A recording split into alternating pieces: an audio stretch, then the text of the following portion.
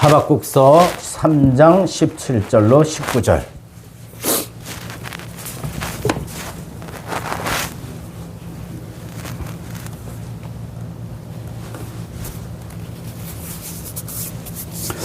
함께 읽겠습니다. 3장 17절부터 19절까지 말씀. 시작.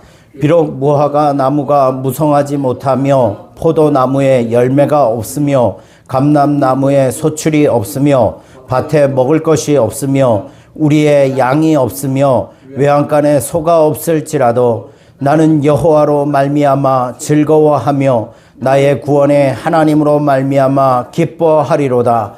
주 여호와는 나의 힘이시라. 나의 발을 사슴과 같게 하사 나를 나의 높은 곳으로 다니게 하시리로다. 이 노래는 지휘하는 사람을 위하여 내 수금에 맞춘 것이니라. 아멘. 아멘.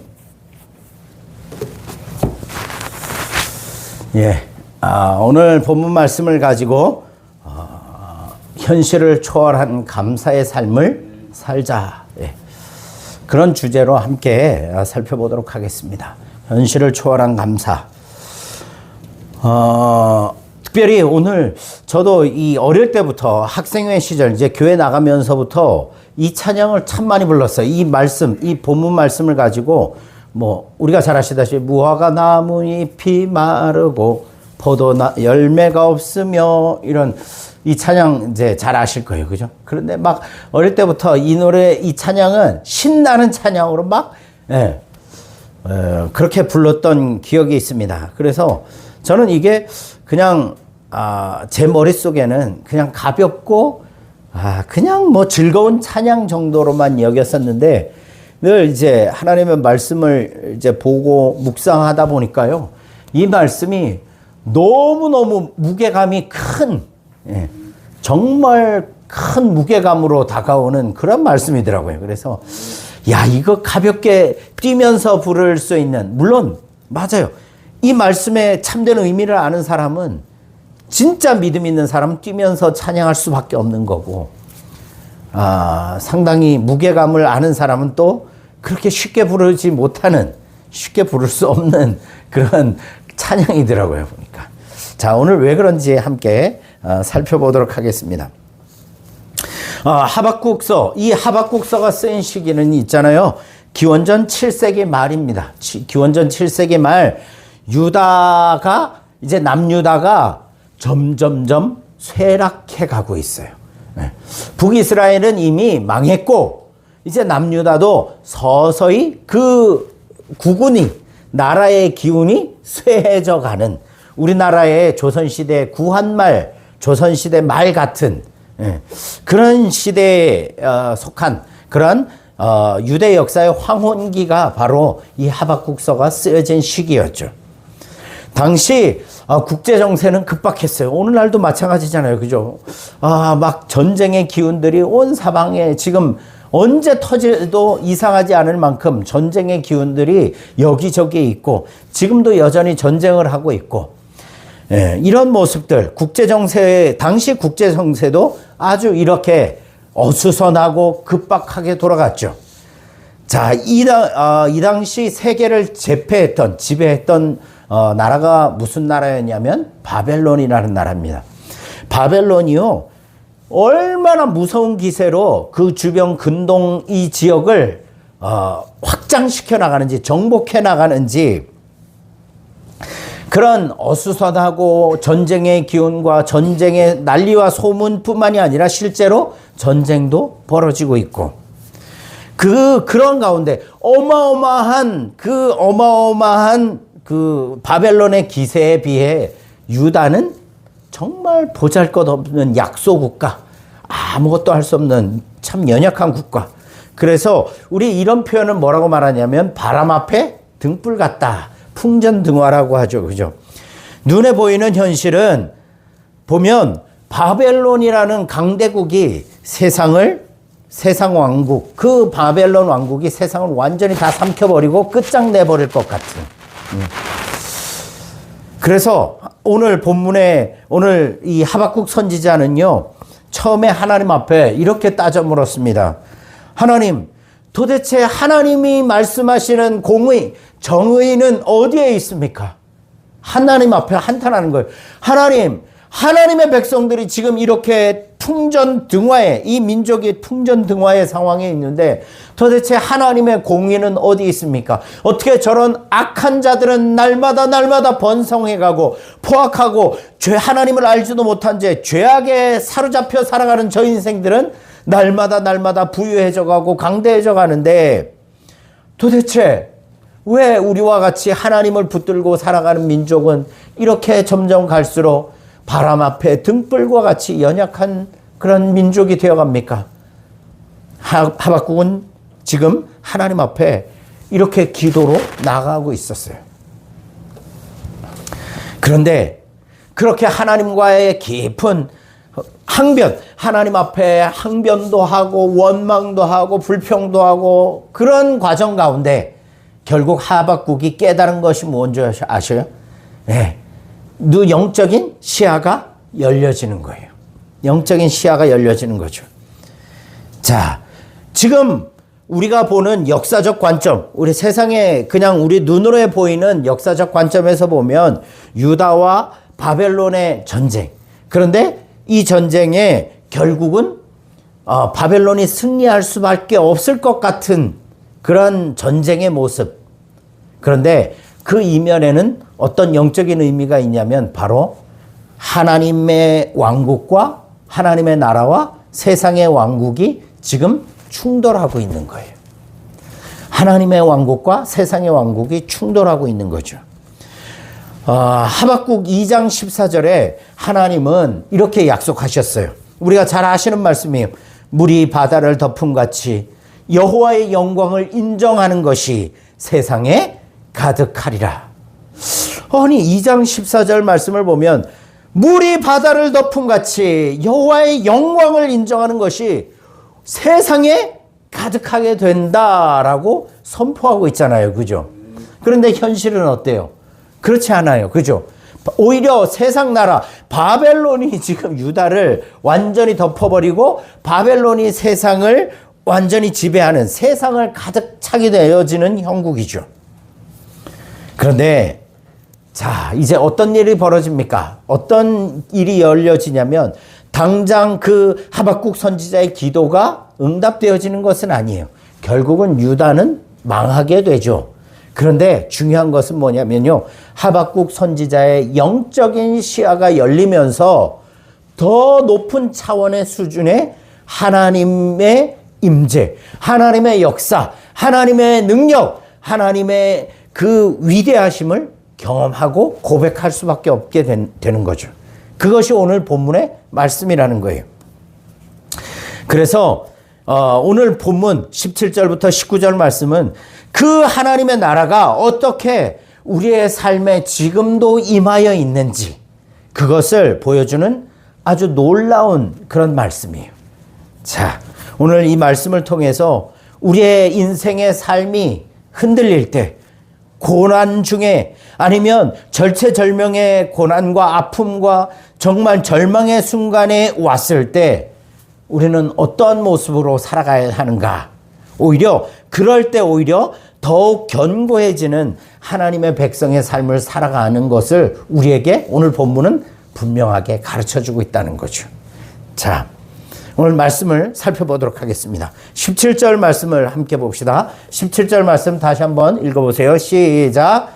비록 무화과 나무가 무성하지 못하며 포도나무에 열매가 없으며 감람나무에 소출이 없으며 밭에 먹을 것이 없으며 우리의 양이 없으며 외양간에 소가 없을지라도 자 17절 말씀 머릿속에 한번 상상해 보세요. 지금 이 하박국 선지자의 기도 중에 17절 말씀을 상황을 머릿속에 그려보세요.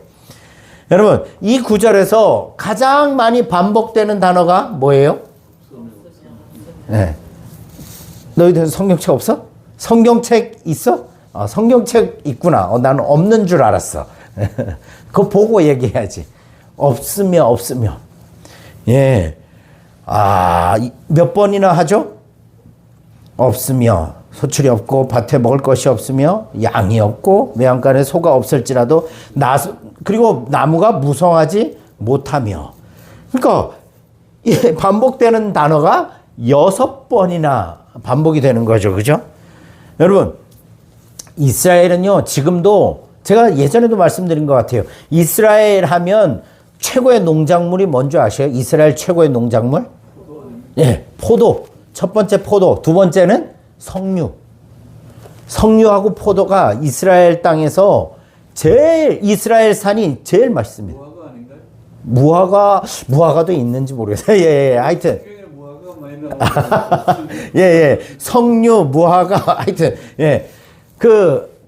지금도 이스라엘 산인이 이런 과일들이 엄청 맛있어요. 비싸고 좋은 품질로 팔리죠. 그런데 사실은 이스라엘 땅은 제가 주일날도 보여드렸지만 그렇게 풍성한 땅이 아닙니다. 물이 없는 땅이에요. 그죠? 그래서 요단강의 물을 퍼 올려서 농사를 짓는. 그래서 뭐죠? 관계수로라 그러나요? 이게 이제 물을 집약적으로 이렇게 끌어다가 사용해서 전적 호수가 예. 그게 엄청나게 발달돼 있죠. 그래서 일본도 물론 발달돼 있지만 이스라엘의 그런 농법들이 오늘날 우리 한국에도 많이 들어와서 그렇게 물을 효율적으로 사용할 수 있는 그런 시설 재배가 이루어지고 있죠.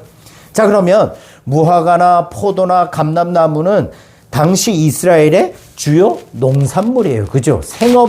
최고의 생업의 수단이죠. 이것들이 많다라는 것은 결국 이스라엘 나라가 경제적으로 풍요하다라는 것을 알 수가 있는 거죠. 또 밭의 소산들, 양과 소는 생존을 위한 필수 조건들이에요. 이것들이. 그래서 이런 것들, 경제적인 풍요, 그리고 삶을 위한 필수 조건들이 풍성해야 하는데 지금 상황이 어떻습니까? 없다. 아무것도 없는 거예요. 없다.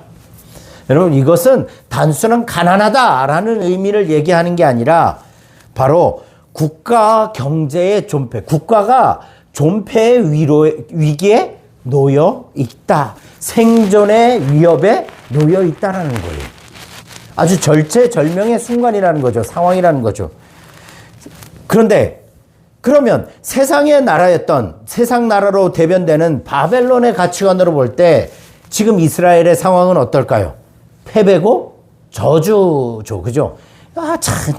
저 나라는 자기들의 신인 하나님을 믿는다가 하나님이 능력자라고 그렇게 자랑하고 얘기하면서 지금 나의 권세 앞에, 바벨론의 권세 앞에 아무것도 할 수 없는 패배자들이고, 그리고 저주를 받은 인생들, 저들의 신은 죽었다.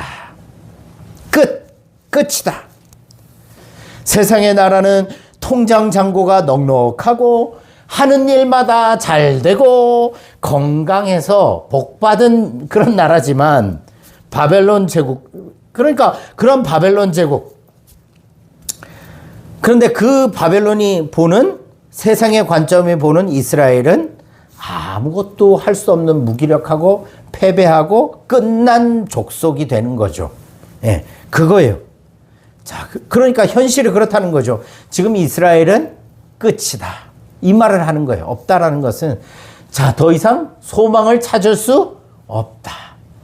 자, 그런데 놀라운 사실이 17절과요, 18절에 너무나 상반되는 표현이 있어요. 없고, 야, 이제 우리는 끝이야. 나는 끝이야. 우리는 소망이 없어. 우리는 망했어. 끝이야. 라고 17절에 고백해놓고 18절에 뭐라고 말합니까? 18절 같이 읽어봅시다. 시작. 나는 여호와로 말미암아 즐거워하며 나와의 구원으로 하나님으로 말미암아 기뻐하리로다. 예. 하박국이 정신줄을 놨어요. 예. 이제 포기한 거예요. 정신줄을 놓은 거랑 마찬가지죠. 우리가 보기에는 뭐라고 말하고 있어요?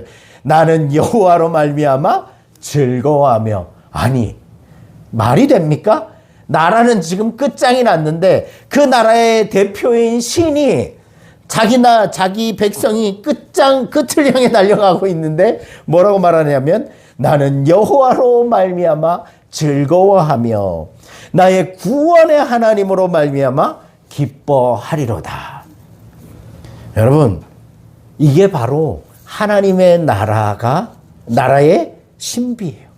하나님 나라의 신비. 뭐냐? 보세요. 예수님이 이렇게 말씀하셨어요. 요한복음 18장 36절에 내 나라는 이 세상에 속한 것이 아니니라. 하나님의 나라는 바벨론, 유다, 그 주의 아라비아나 그 주변의 나라처럼 하나님의 나라는 이 세상에 속한 것이 아니다. 세상 나라의 모든 지표가 바닥을 치고 내가 의지하던 모든 안정장치가 끊어지는 그 순간에요.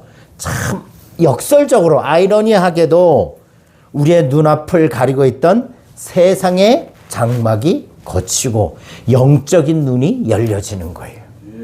지금 하박국 선지자가 그런 상황인 거예요. 자, 내 민족은 완전히 없고 끝으로 향해 가고 있는 이 끝에, 절벽 끝에 서서 느헤미야의 눈이 열리기 시작하는 거예요. 뭐예요? 나는 여호와로 말미암아 즐거워하며 나의 구원의 하나님으로 말미암아 기뻐하리로다. 이거는요, 미래 되어질 일들에 대해서 기대하면서 선포하는 게 아닙니다. 지금 일어나는 일들을 영적인 눈으로 보게 되니까 터져나오는 고백인 거예요.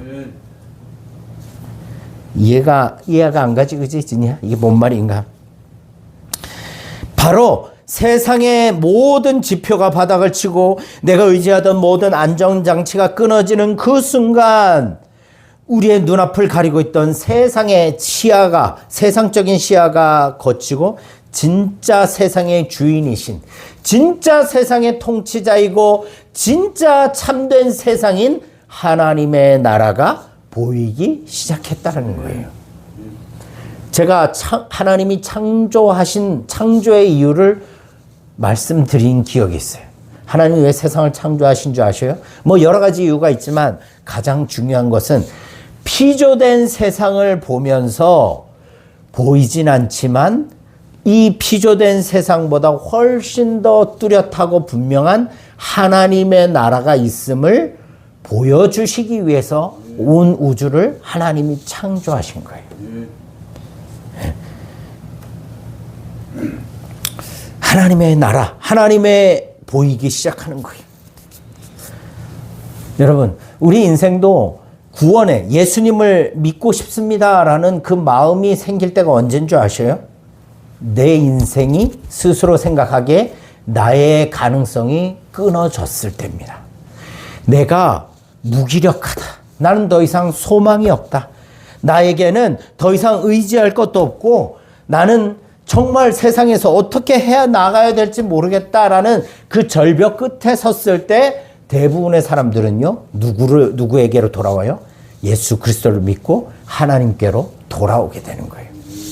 그런데 여전히 그게 절벽 끝인지도 모르고 계속해서 그렇게 걸어가고 앞을 향해서 계속 걸어가고 있는 사람은 누구를 보지 못하는 거예요? 하나님을 만나지 못하는 거예요. 그것과 마찬가지죠.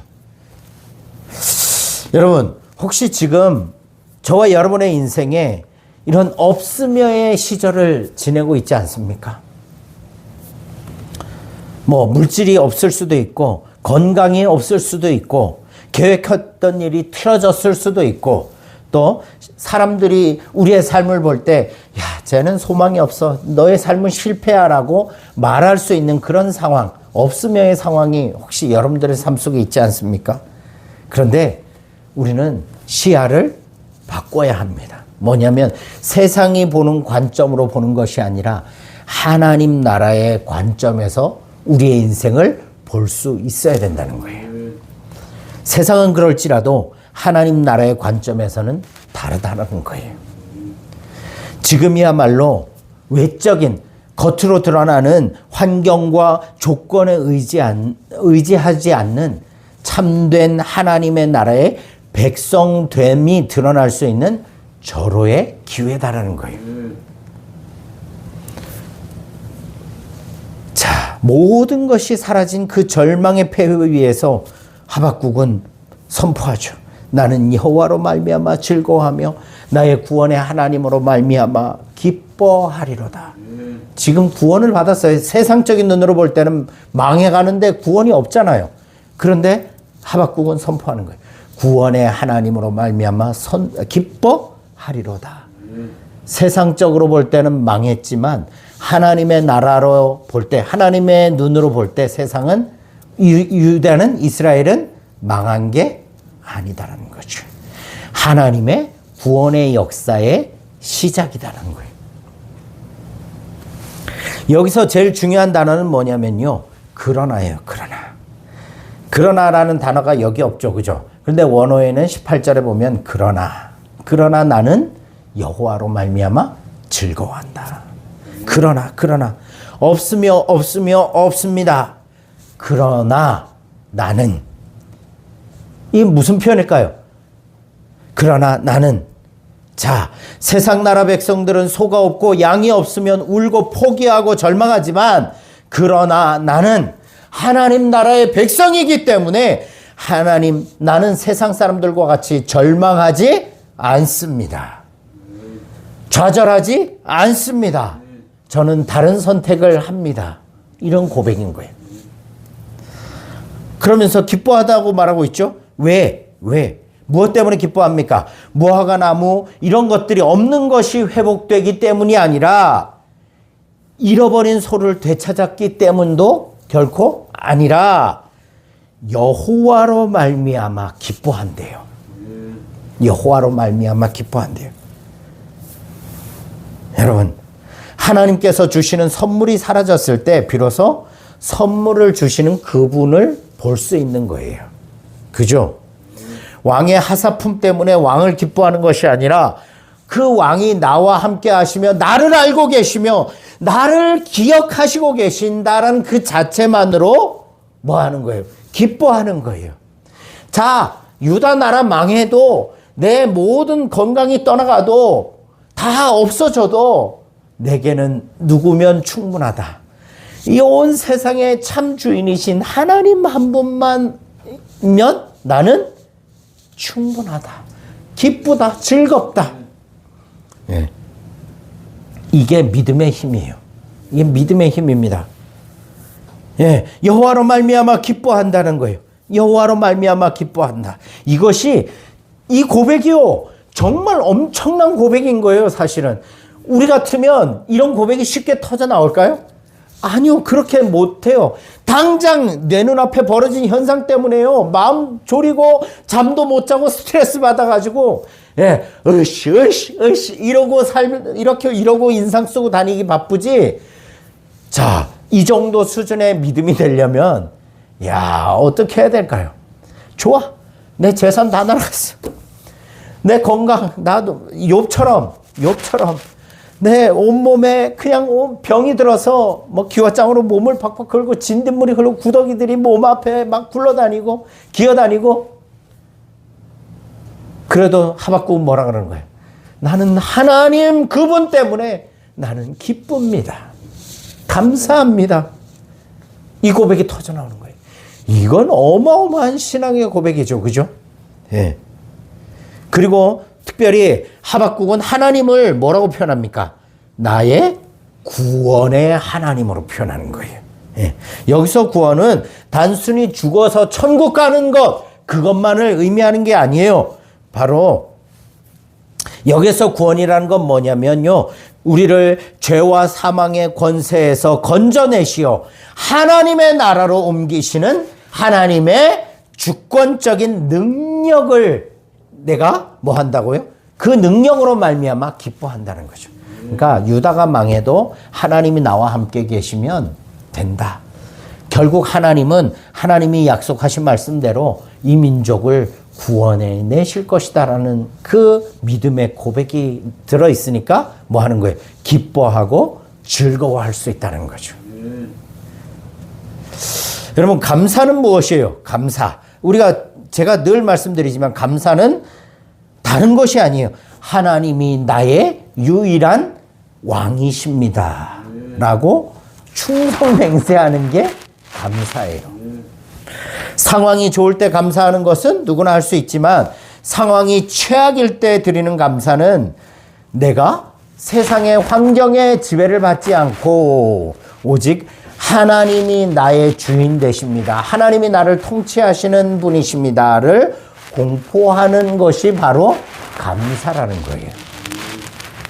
불평은 세상 나라의 언어이지만 감사는 하나님 나라의 언어라는 거죠. 자, 그러니까 그렇게 그러나 기뻐하고 즐거워하겠다라고 하나님 앞에 감사를 드리는 자에게 하나님이 주어주시는 능력이 있어요. 19절 말씀 보겠습니다.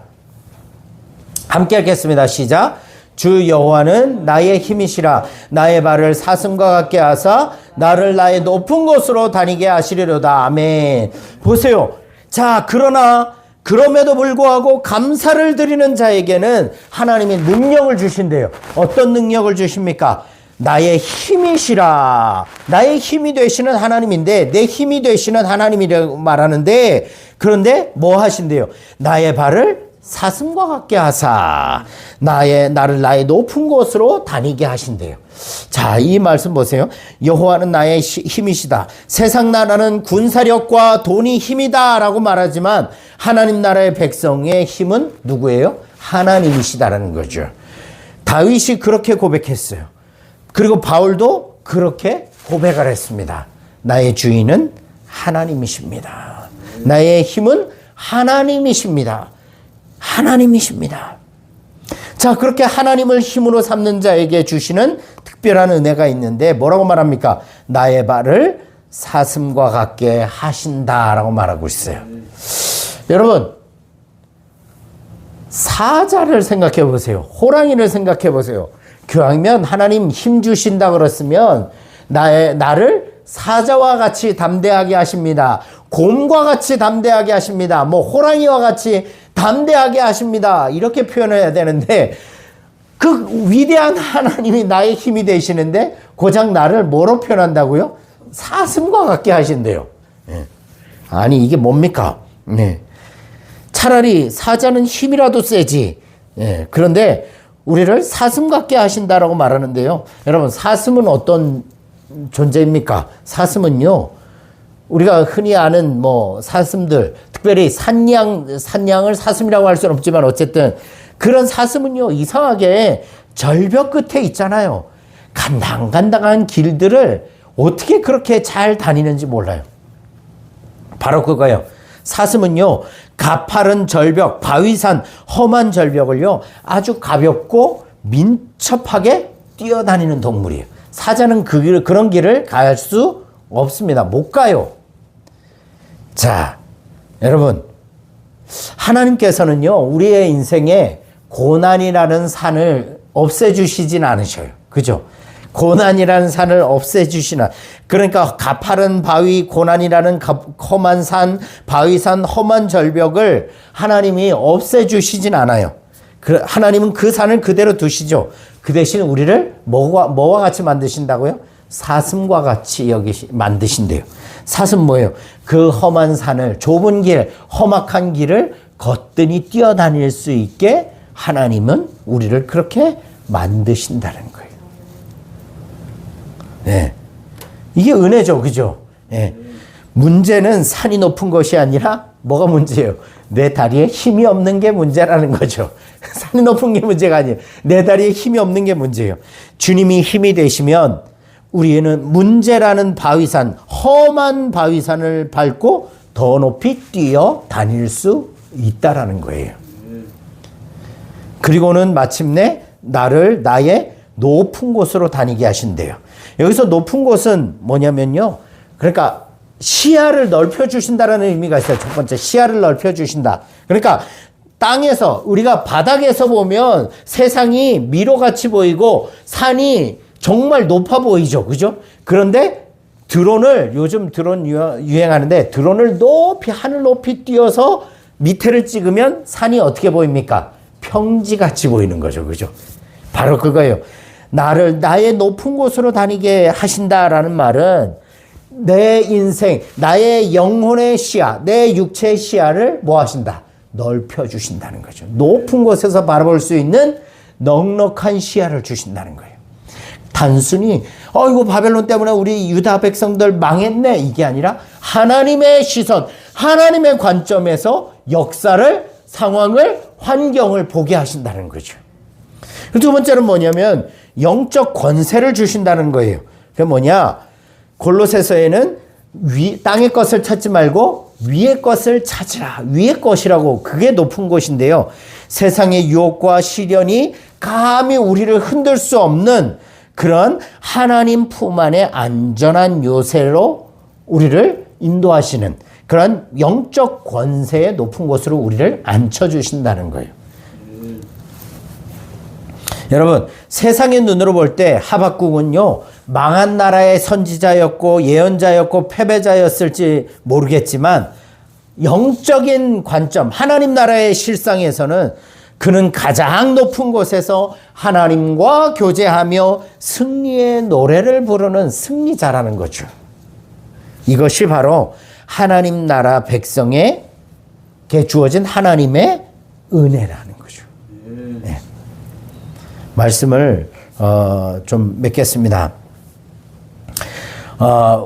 17절, 오늘날 우리의 17절은 무엇입니까? 없고 세상은 끝이라고, 너는 소망이 없다. 우리 덕가교회는 끝이야. 너에게는 더 이상 소망이 없어. 자, 어떤 분은 관계의 아픔이나 자녀의 문제가 17절이 될 수도 있어요. 이때 우리는 선택을 해야 돼요. 세상 나라의 시민으로, 세상 사람들의 관점으로 볼 것인가, 그래서 불평할 것인가, 아니면 하나님 나라의 관점으로 그러나 나는 감사합니다, 감사의 고백을 할 것인가. 여러분들 선택하십시오. 예. 죽겠다, 힘들다, 안 된다, 망했다. 우리 아들들이 잘 쓰는 망했다. 이 말들보다 이건 세상 나라의 방언이에요. 그죠? 그럼 우리는 뭘 해야 되는 거예요? 하나님의 살아계심을 기억하고 감사를 고백하는 거예요. 범사에 감사하는 거예요. 예, 그럼에도 불구하고 감사합니다. 그리 아니하실지라도 감사합니다. 날마다 그렇게 감사의 고백을 할 때 그 감사의 근원은 뭐예요? 하나님이 나의 힘이 되시고 나의 능력이 되신다라는 사실을 가지고 감사의 고백을 할 때, 현실을 초월한 감사를 드릴 때 우리의 삶에 하나님이 힘을 더하시며, 그리고 우리의 발을 사슴과 같게 하사 절벽을 뛰어다니게 하시는 은혜를 경험하게 하시는 거죠. 그게 기적이죠. 그죠? 여러분, 긍정적인 마인드가 아닙니다. 이거는 믿음의 확신으로 말미암아, 하나님에 대한 확신으로 말미암아 부어주시는 그것으로 나오는 감사로 말미암아 기적을 경험하는 것이기 때문에 이거는 긍정의 힘이 아닙니다. 네, 확신이죠, 확신. 여러분, 두 가지만 질문하고 마치겠습니다. 정신 차리시고, 첫 번째, 여러분은 어느 나라의 시민입니까? 어디에 속해 있습니까? 네. 여러분들은 무엇이 없어질 때 여러분들은 낙심하고 무너집니까? 두 번째, 여러분은 지금 한숨과 탄식의 노래를 부르고 있습니까? 절망의 노래를 부르고 있습니까? 아니면 여호와는 나의 힘이다, 내가 기뻐하고 즐거워한다, 이 고백을 부르고 계십니까? 여러분, 18절의 믿음과 19절의 약속이 우리에게 주어졌음을 잊지 마시길 바라겠어요. 나는 여호와로 인하여 기뻐하고 즐거워하겠습니다. 왜냐하면 그분이 나의 발을 사슴과 같게 하실 것이기 때문입니다. 이 고백이 저와 여러분의 삶의 평생의 고백이 되시기를 주 예수님의 이름으로 축복합니다. 우리 함께 찬양 좀 틀어주시고 우리 함께 기도하겠습니다. 하나님 아버지, 무화과 나무 잎이 마르고 포도 열매가 없는 것 같은 현실 앞에도 나에게 구원의 하나님을 바라볼 수 있는 믿음의 눈을 열어주시니 감사합니다. 이렇게 감사의 고백을 하시길 바라겠고요. 두 번째, 세상의 결핍 때문에 절망하지 않게 도와주세요.